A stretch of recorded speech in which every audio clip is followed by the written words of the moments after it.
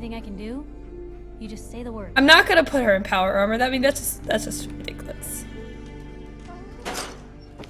I will rob her. The Synthetic Truth by Piper writes. Let's read it. Noodles. We all eat them. We all love them. And Diamond City's Power Noodles has applied the sustenance for the past 15 years. From the stilted mechanical cadence of Takahashi's programmed Japanese, to the fragrant steam that wafts from each bowl, to the scalding tang of each delicious mouthful. The ordering and eating of noodles is but one of many shared human experiences. Or is it? I was struck by this very question as I sat at the counter of Power Noodles last Wednesday night, just after 5 p.m., enjoying a dinner I had so many times before. That's when I noticed our very own Mayor McDonough sidle up to a stool and engage in the very same ritual. Right hand extending, mouth opening, teeth chewing, yes, eating noodles. The shared experience of almost every Diamond City resident. So it must have also seemed to residents of Diamond City nearly 60 years ago on an uncharacteristically warm May evening in 2229, as they sat around this very same counter. But that was before the days of Takahashi and his noodles, when the bar served not noodles, but ice cold Nuka-Colas, frothy beers, and stiff shots of whiskey. The barman's name was Henry, and that night he facilitated the shared human experiences of drinking, smoking, talking, and laughing. That is, until tragedies.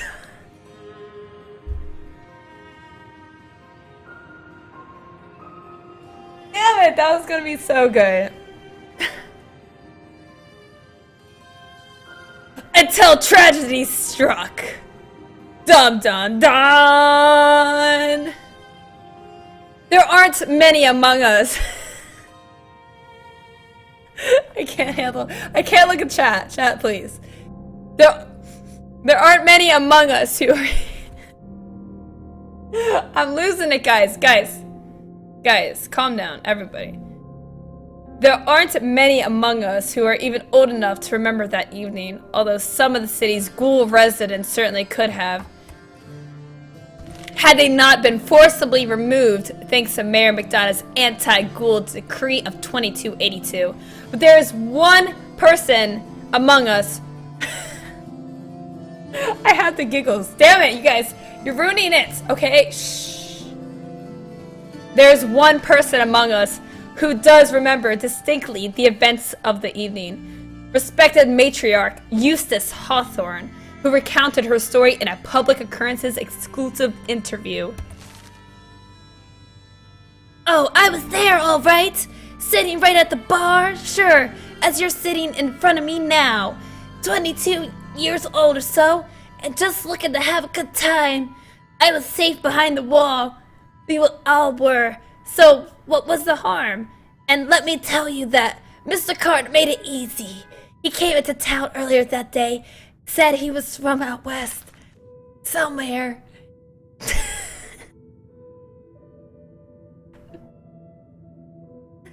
It didn't really matter. What did matter was his smile, and his laugh, and the way he'd make everybody feel at ease. That night, at the bar...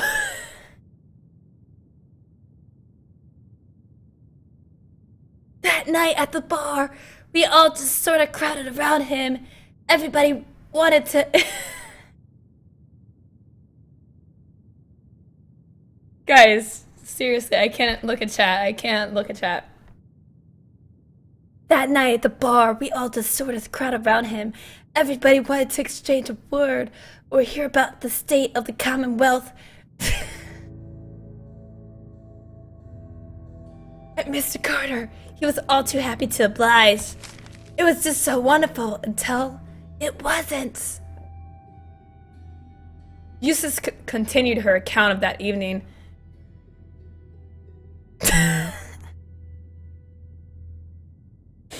Guys, I just need a second, okay? Like, I can't look at chat. You guys need to just stop talking, okay? It's supposed to be really good, and I just have the giggles. Eustace continued her account of that evening, and the moment when things turned sinister and the truth about Mr. Carter was revealed. I might, like, need to walk away for a minute, like... We've been drinking and carrying on. Must have been 3 hours. And Mr. Carter had 4 or 5 drinks in that time. He seemed a bit drunk, I guess, just like the rest of us. And then, something just sort of happened. He was smiling, but that smile sort of went from his face, and in an instant. And then his cheeks started twitching, kind of funny. And I remember watching him, clear as if it had just happened yesterday.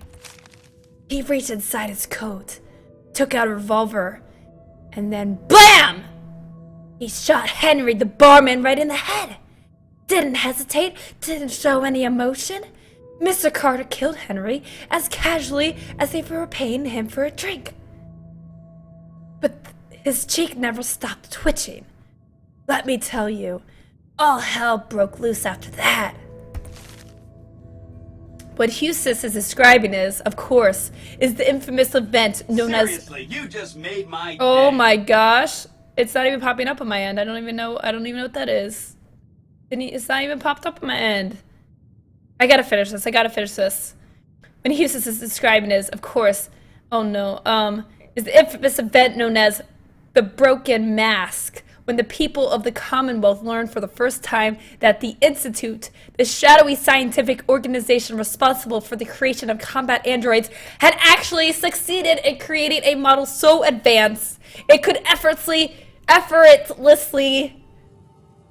infiltrate human society. Unbeknownst to the people of Diamond City, the Institute had somehow evolved their androids into their synthetic humans. Oh my god. Oh my god. Synth! Damn it! After he shot Henry, that Mr. Carter shot 3 or 4 other people too. Like I said, all hell broke loose. The guards came running, they opened fire, and Mr. Carter had kept shooting and throwing people around left and right.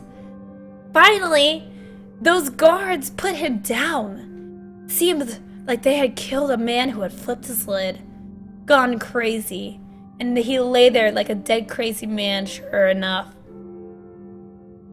God, it was horrible. But then, we saw the plastic and the metal. This was one of them early since, you see, and we realized it wasn't a man at all. It was then we knew. The Institute wasn't just out there. The Institute was everywhere now, among us. It was never determined precisely why the synth known as Mr. Carter went on his killing spree. Some suggested he had somehow been remotely controlled by the Institute, who wanted to test his combat effectiveness. Still, others felt he had simply malfunctioned, a hypothesis supported by the twitching cheek, and was never meant to kill anyone. But at that time, the why hardly seemed important. What mattered was that the humans of the Commonwealth had been truly infiltrated by an organization whose intentions and motives were, and still are, a complete mystery, using a model of synth even less advanced than the ones the Institute has in service today. Which brings us to noodles!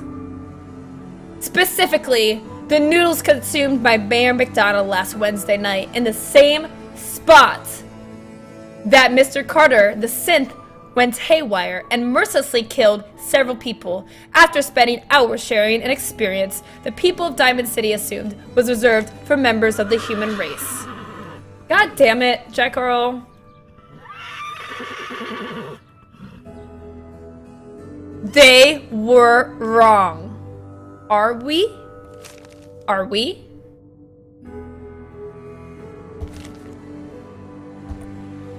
That was good. Most folks are just looking for a hand.